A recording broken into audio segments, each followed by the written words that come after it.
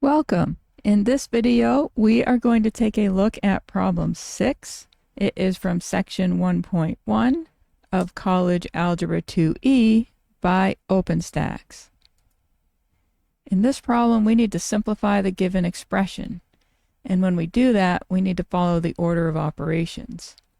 Okay, so we've got 18 plus, then in parentheses, we've got 6 minus 8, and the quantity in the parentheses needs to be cubed. Okay, so we handle what's in the parentheses first. And so we have 18 plus 6 minus 8 is minus 2. And then we need to cube that.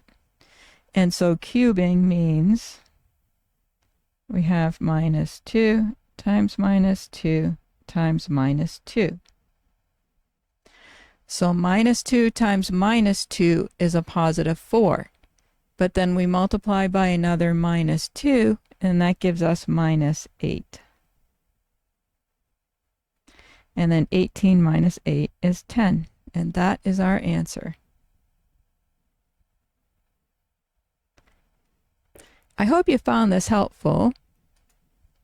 Let me know in the comment section if you have any questions. Thank you for watching, and I'll see you in the next one.